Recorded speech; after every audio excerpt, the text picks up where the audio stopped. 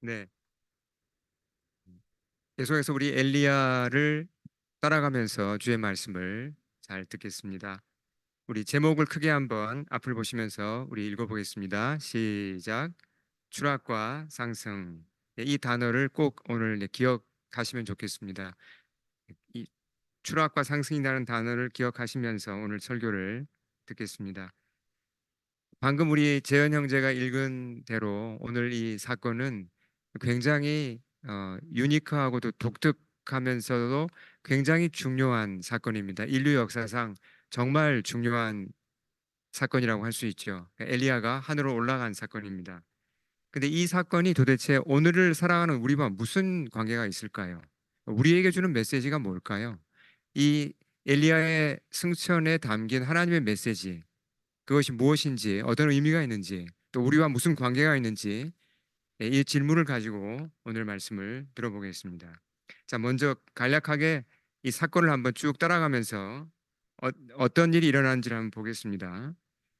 어, 자, 엘리야가 있고 엘리사가 있죠. 헷갈리면 안 되죠. 예, 누가 스승이고 누가 제자입니까? 엘리야, 그렇죠. 엘리야가 스승이고 엘리사가 제자입니다. 이름이 굉장히 비슷하죠. 예. 그러니까 엘리야를 통해서 하나님이 엘리사를 부르셨습니다. 선지자로 부르셨죠. 그때로부터 시간이 약 한 10년이 흘렀어요. 그러면 10년 동안 엘리사는 어떻게 살았겠습니까? 이제 선지자로 부름을 받았으니까 엘리야를 잘 따라다니면서 배웠겠죠. 양육을 받았을 겁니다.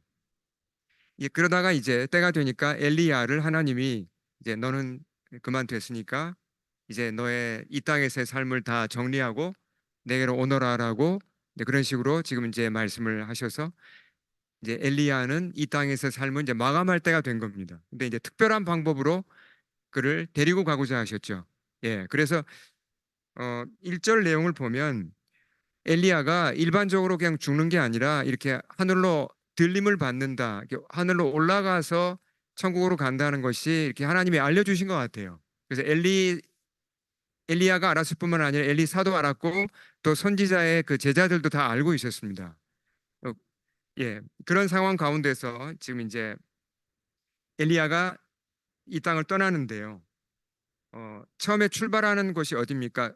길갈이란 곳에 머물고 있다가 거기서 엘리야가 엘리사를 데리고 길갈에서 나와서 떠납니다. 지금 장소를 지리적인 것도 좀 중요하니까 잘 보시면 좋겠습니다. 자, 길을 가다가 세 번역으로 한번 읽어보죠. 어, 엘리야가 뭐라 그랬죠? 나는 주님의 분부대로 베델로 가야 한다. 그러나 너는 여기 남아 있거라. 제자에게 너는 여기 남아 있으라 그랬는데 제자가 보통 스승의 말을 듣습니까? 듣지 않습니까? 들어야죠. 근데 이때는 엘리사가 스승의 말을 듣지 않습니다. 안 됩니다. 저 꼭 따라가겠습니다. 무슨 일이 있어도 저는 선생님 따라가겠습니다라고 이렇게 딱 붙어서 안 떨어집니다. 왜 그럴까요? 알죠. 지금 이제 스승이 이 땅을 떠난다는 걸 아니까 끝까지 이렇게 좀 붙어서 마지막 순간을 함께 하고 싶었던 겁니다. 그 심정이 이해가 되시죠? 근데 엘리야는 아마 마지막 순간에 좀 뭐 혼자 있고 싶었던 것 같기도 하고요. 그러나 이제 따라오는 걸 허용을 합니다. 그래서 이제 그 베델로 가는데요. 그 베델로 갔다가 또 여리고로 갔다가 여리고에서 이따가 제가 지도를 보여드리겠습니다. 요단강을 건너갑니다. 요단강을 건너는 장면을 보면 자 우리 한번 세 번역으로 8절 읽어볼까요? 8절 시작. 그때 엘리야가 자기의 겉옷을 벗어 말아서 그것으로 강물을 치니 강이 좌우로 갈라졌다. 두 사람은 물이 마른 강바닥을 밟으며 요단강을 건너갔다. 굳이 뭐 이렇게 요단강을 안 건너가도 되는데 강을 건너가서 거기서 승천이 일어나거든요. 근데 왜 이런 일이 일어났을까? 여러분 요단강이 이런 초자연적인 방법으로 갈라진 게 또 과거에 있었습니까? 언제 있었죠? 예, 이스라엘이 가나안에 처음으로 약속의 땅에 진입했을 때 약속의 땅으로 진입하는 첫 관문이 요단강을 건너는 거였습니다. 그렇죠? 그래서 지도를 보시면 이게 이제 어, 여기 왼쪽에 있는 건 전체 지도고 그 중에 좀 확대한 것이 이제 오른쪽에 있는 지도입니다. 길갈에서 출발을 했죠. 이제 엘리야가 가니까 엘리사가 따라갑니다. 베델로 갔습니다. 네, 베델에서 여리고로 갔고 여리고에서 좀 더 가서 요단강을 건너간 거죠. 자, 이 도시들을 보시면 자, 그러니까 요단강 건너와서 여리고로 와서 여리고에서 베델, 길갈 이 도시를 보시면서 또 역사적 사건이 기억나는 게 혹시 없으세요? 이스라엘이 약속의 땅 가나안에 들어왔을 때 요단강을 건너왔습니다. 그때도 초자연적으로 강물이 멈췄죠. 예. 지금 엘리야가 일으킨 일과 비슷합니다. 그리고 와서 처음으로 전쟁을 한 곳이 어디죠? 여리고입니다. 그렇죠? 여리고에서 성을 일곱 바퀴 도니까 성이 무너졌잖아요. 그리고 베델로 갑니다. 또 길갈로 갑니다.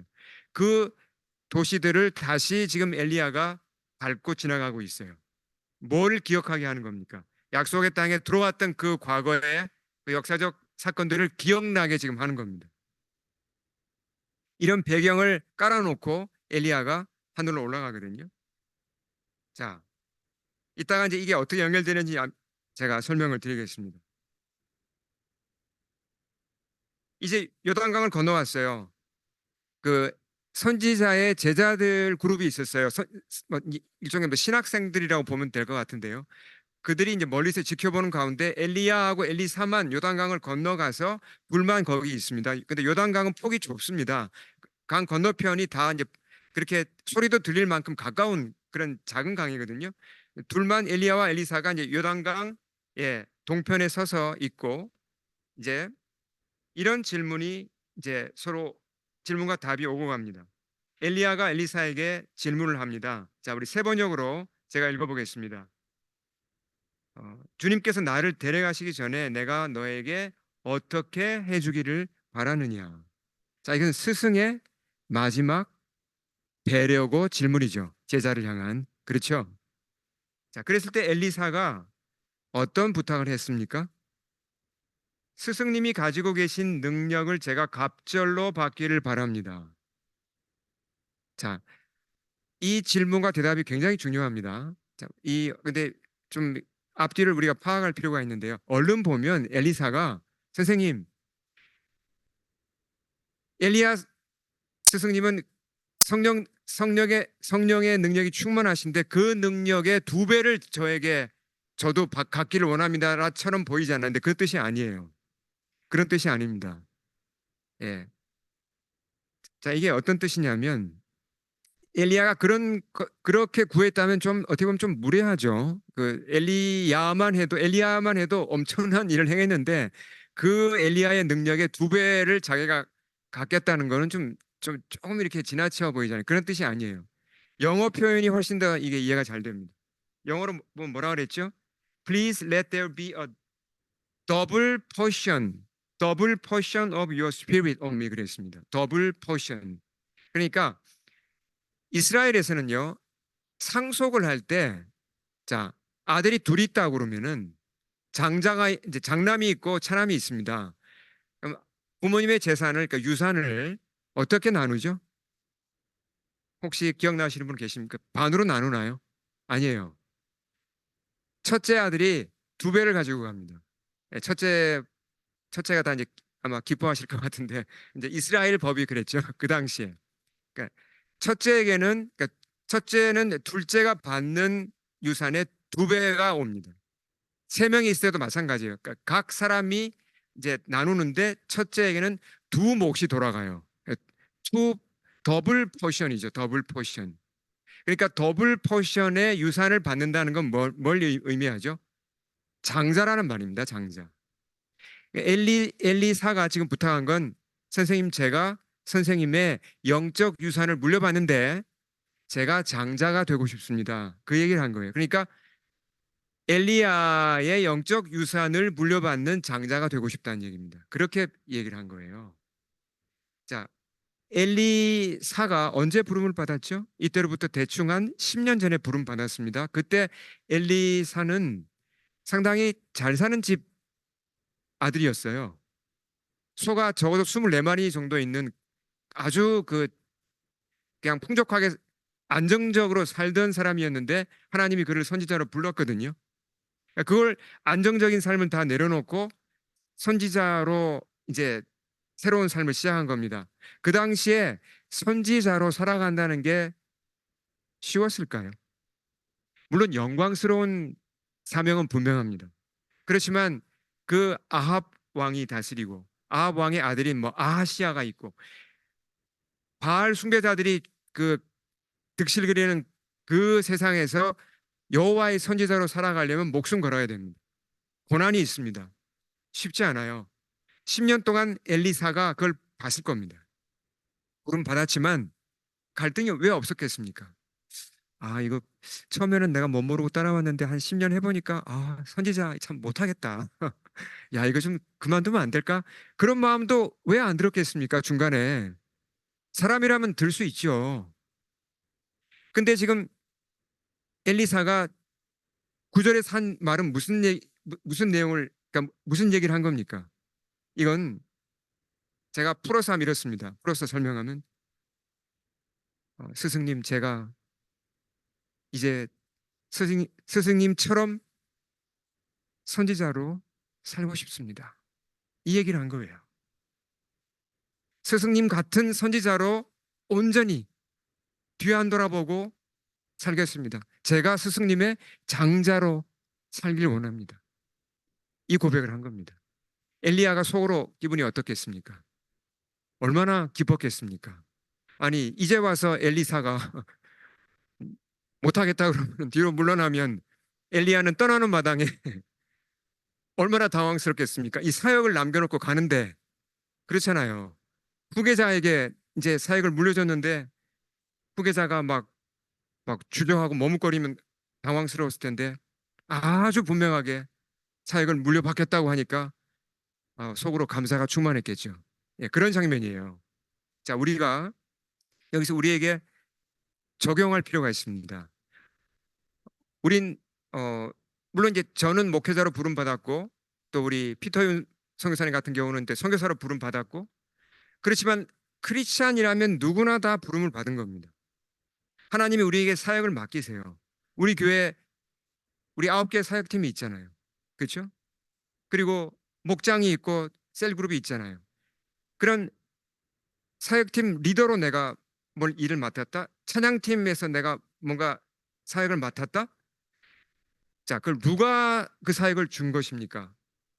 그게 뭐 큰 규모로 보면 큰 건 아니지만 목장 하나를 섬긴다, 찬양팀을 섬긴다, 뭐 선교팀을 섬긴다, 뭐 그런 어떤 그 사역을 내가 맡았을 때, 리더가 됐을 때 누가 기본적으로 누가 그 사역을 맡기신 거죠, 나한테? 하나님이 맡기신 겁니다. 하나님이 불러서 그 일을 맡기신 거예요. 자, 그러면 그 사역을 섬기는 데는 수고가 필요하고 때로는 고난이 있고 때로는 뭐 어려움이 있습니까? 있죠. 쉽지 않습니다. 어, 이러한 때 우리가 이 엘리사를 잘 보아야 합니다. 그 사역이 아무리 규모가 작을지라도 하나님이 내게 맡기신 사역이라면 그것을 내가 온전히 받아들이는 게 굉장히 중요하다는 겁니다. 예. 그렇게 할 때 물론 수고를 바치고 고난이 있지만 기쁨이 기쁨이 있죠. 여러분 공감하시죠? 기쁨이 정말 있습니까? 있습니다. 그리고 다른 데서는 맺을 수 없는 삶의 열매가 따라옵니까? 열매가 있습니다. 그리고 능력은 누가 줍니까? 오늘 말씀에도 보면 능력은 그, 그 일을 섬길 만한 능력은 누가 주십니까? 내게서 나옵니까? 내 거 가지고 어림도 없습니다. 하나님이 주신다는 겁니다. 예. 자, 그 다음에 또 이어서 보겠습니다. 엘리야가 이제 이 말에 답을 해요. 이제 엘리사가 그랬잖아요. 스승님, 제가 스승님의 뒤를 이어 선지자로 살고 스승님의 장자가 되겠습니다. 그렇게 했을 때 엘리야의 답이 좀 이상합니다. 얼른 보면 자, 뭐라 그랬죠? 같이 한번 읽어보겠습니다. 시작 10절 시작 내가 어려운 일을 구하는도다. 그러나 나를 내게서 데려가시는 것을 내가 보면 그 일이 내게 이루어지려니와 그렇지 아니하면 이루어지지 아니하리라. 자, 엘리사야, 네가 너의 소원은 내가 잘 알겠는데 너의 소원대로 네가 나의 후계자가 되고 네가 선지자가 되기 위해서는 이러이러한 게 필요하다. 뭐가 필요하다 그랬죠? 주님이 나를 데리고 가시는, 그러니까 엘리야가 지금 하늘로 올라가잖아요. 그것을 보면 네가 선지자가 될 것이고 그렇지 않으면 넌 못 된다 그랬어요. 무슨 얘기를 하는 겁니까? 보면, 제가 영어에는 you see, if you see라 그랬습니다. 보면. 근데 본다고 다 보아지는 게 아닙니다. 선지자의 그 제자들이 있었거든요. 그들은 강 건너편에서 그 장면을 다 봤어요. 엘리야가 승천하는 장면을 보거든요. 보고 나서도 상황 파악을 잘 못했습니다. 지금 엘리야가 하늘로 올라간 건 어디로 간 겁니까? 하늘 나라로 간 거잖아요. 근데 나중에 보면요. 뒤에 보면 16절 보시면 나오는데 이 어, 그러니까 지금 수련생들은 엘리야가 하늘로 올라가는 걸 보고 이제 엘리사에게 막 그랬습니다. 스승님, 스승님. 지금 엘리야 선지자가 하늘로 올라갔는데 어딘가에 떨어질 겁니다. 우리가 빨리 가서 찾아야 됩니다라고 졸랐어요. 떨어져 숲속에 떨어져 있으면 어떻게 합니까? 우리가 구해드려야죠. 그래서 사흘 동안 막 찾아다닙니다. 제대로 본 겁니까? 제대로 못 본 거예요. 아마 무슨 오늘날의 무슨 신문 기자들이나 그 믿음 없는 분들이 이 장면을 봤다면 분명히 하늘로 올라가는 건 봤겠죠. 뭐라고 얘기하겠습니까? 소용돌이 가운데 하늘로 올라갔다 그랬거든요. 그럼 어떻게 보도하겠습니까?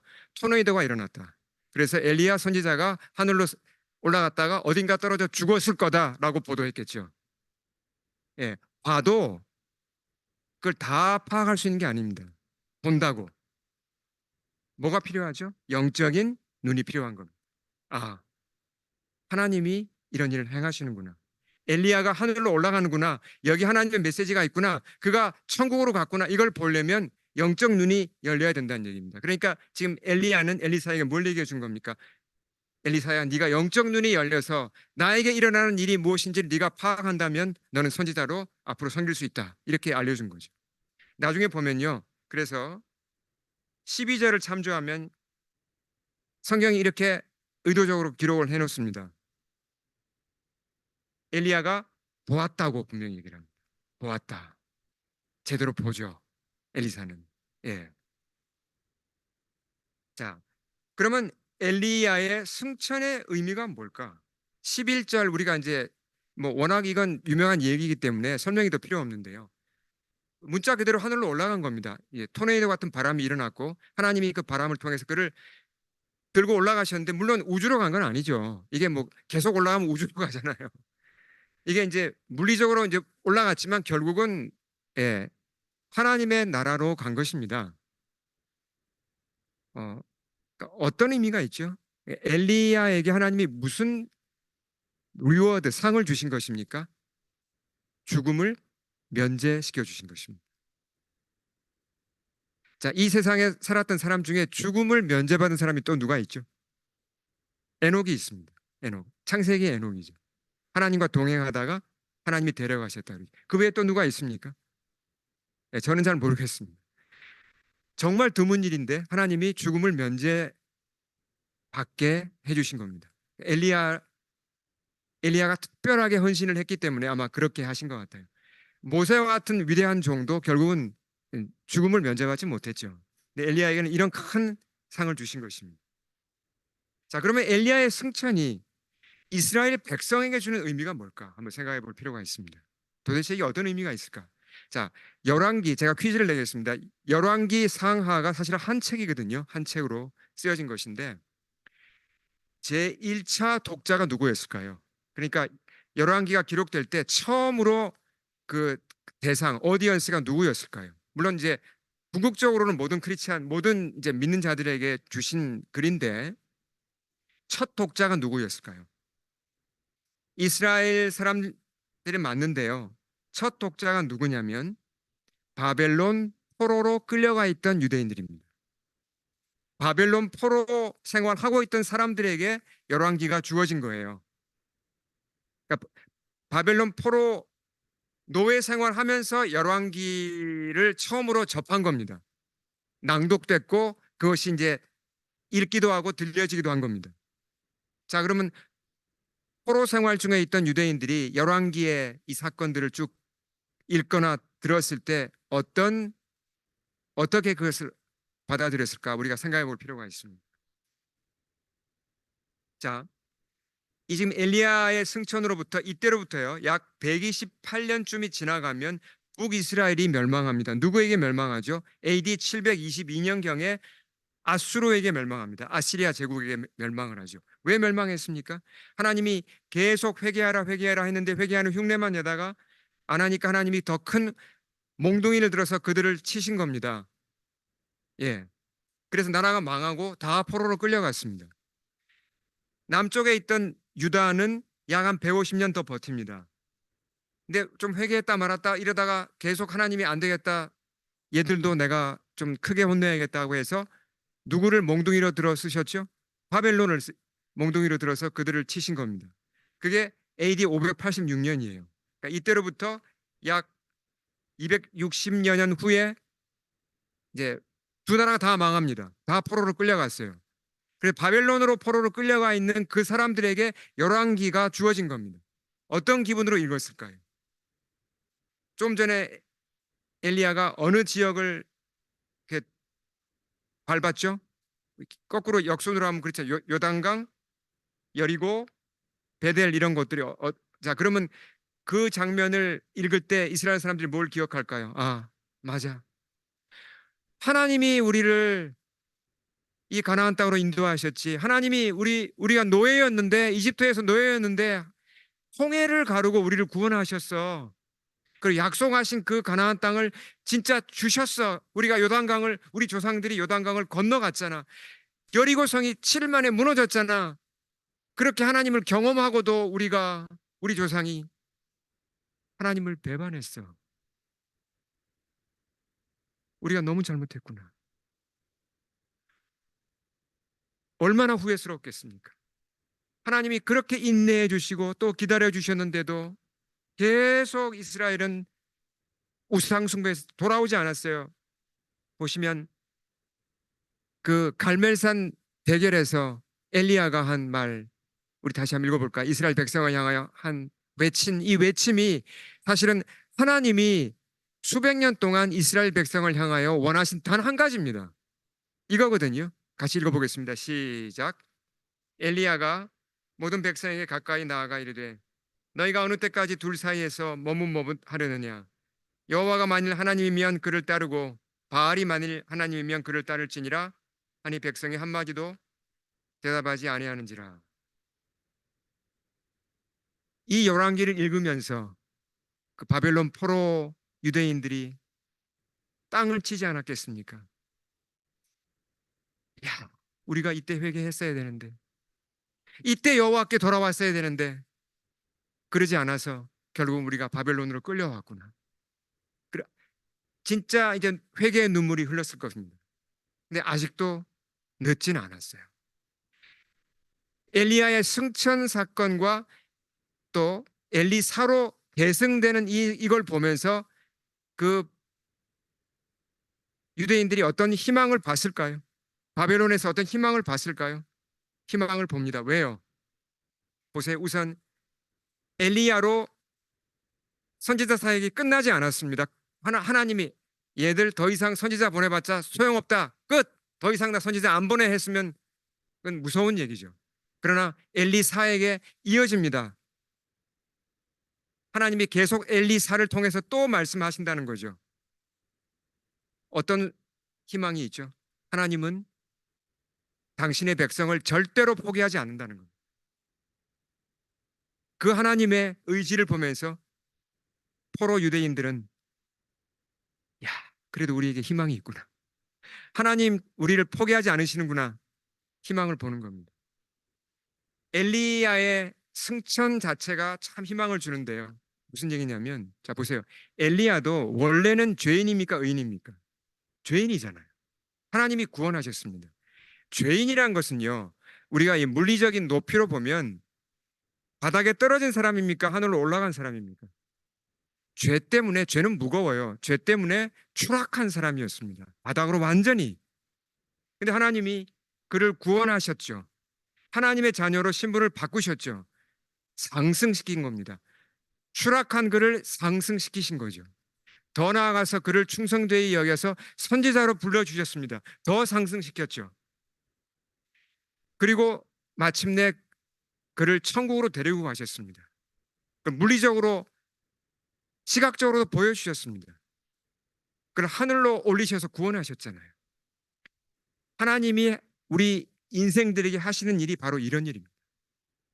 죄로 타락해서 완전히 바닥으로 떨어져 멸망 속으로 추락해가는 인생을 건져내어서 추락을 멈추게 하고 상승시켜서 우리를 하늘로 올리는 일을 하나님이 하신다는 겁니다.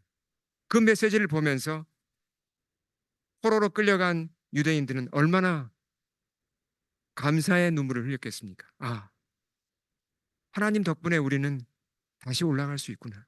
다시 내가 상승할 수 있구나. 내 인생이 다시 반전될 수 있구나. 이것을 본 거죠. 자, 마지막으로 이것이 우리 현대 크리스찬들에게 어떤 의미가 있는지 한번 보겠습니다. 자, 우리 시편 말씀을 하나 읽고 계속 보겠습니다. 우리 시편 103편을 같이 한번 크게 읽겠습니다. 시작. 그가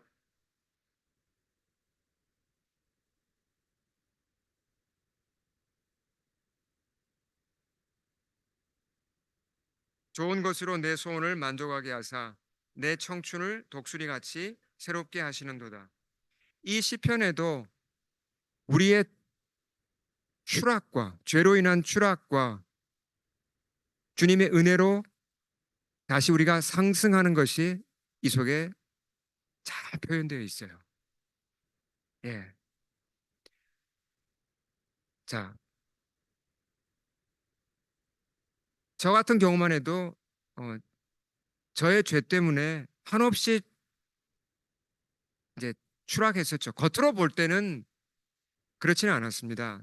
사회적으로 볼 때는 뭐 멀쩡하고 뭐 이제 직장 생활 잘 하고 그냥 그렇게 어, 나름대로 그냥 편히 사는 것처럼 보였지만 내부적으로는 정말 저는 죄인이었고 여러 가지가 망가지고 상처받고 끊임없이 추락하고 있던 사람이었습니다.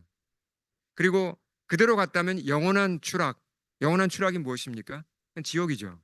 벗어나지 못할 자였는데 주님이 저를 찾아오셨고 만나 주셨고 제가 하나님의 자녀가 되었죠. 우리 조금 전에 부른 찬양 가사 기억나세요? Above All에서 제가 이제 이 찬양을 골라달라고 한 게 아닌데 저는 굉장히 놀랐습니다. 찬양 가사에 이런 게 나와요. Like a rose trampled on the ground, you took the fall. 그랬습니다. 그러니까 땅에 떨어져 짓밟힌 장미꽃처럼 주님이 스스로 땅에 떨어짐을 택하셨어요. 우리를 대신해서. 주님이 대신 추락해 주셨습니다. 대신 십자가에서 추락해 주신 거예요. 그 추락 덕분에 제가 살아난 겁니다. 제가 상승할 수 있게 된 거예요. 신분이 바뀌었잖아요. 죄인 이지연이 이제 하나님의 자녀, 죄인하고 하나님의 자녀, 이 상승을 여러분 보십니까? 이 차이를. 우린 하나님의 자녀가 된 거예요. 그거로 끝나는 게 아니라 예수님이 부활하셨고 예수님도 승천하셨잖아요. 우리에게 이것은 확실한 보험이죠. 우린 이 땅의 생명이 끝날 때 물론 엘리야처럼 뭐 그렇게 가지는 않겠지만 하나님 나라로 반드시 갑니다. 우리에게 남은 마지막 상승이죠. 우리가 이 땅을 살아가다가 크리스찬이지만 추락을 경험할 때가 있습니다. 특히 이제 성품이 잘 변화가 안 돼가지고 화를 내지 말아야 되는데 화를 낼 때가 있고 뭔가 이 유혹을 내가 이겨야 되는데 유혹에 넘어갈 때가 있고 그렇잖아요. 우리 성품이 아직 변화가 안 됐고 또 우리 죄성이 남아 있어서 우리가 흔들릴 때가 있어요. 작은 추락을 경험하죠. 그때 속으시면 안 됩니다. 사탄은 우리에게 자꾸 거짓말로 우리를 위협하죠. 너 끝났다. 너 더 이상 못 일어나. 그렇지 않습니다. 자, 우리 자신을 다시 한번 점검해 보겠습니다.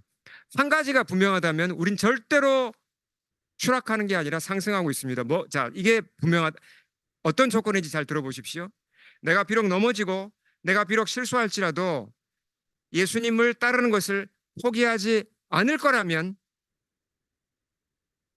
나는 절대로 예수님을 포기하지 않을 거다. 예수님을 따라갈 거다. 내가 아무리 실수했을지라도 나는 예수님 따라갈 거다라는 마음이 분명하다면 나는 거듭난 사람이고 하나님의 자녀이고 주님이 나를 붙잡고 계신 겁니다. 절대로 내게 영원한 추락은 없습니다. 잠깐 넘어짐은 있죠. 그러나 큰 그림을 보면 나는 상승하고 있는 것입니다. 우리는 상승하고 있는 것입니다. 주님이 우리를 끌어올리고 계신 것입니다. 그래서 우린 성장할 거고 우린 주님의 일을 할 거고 우리 성품도 변화될 거고 마지막 날 우린 주님 나라로 상승할 것입니다. 아멘. 우리 함께 기도하겠습니다.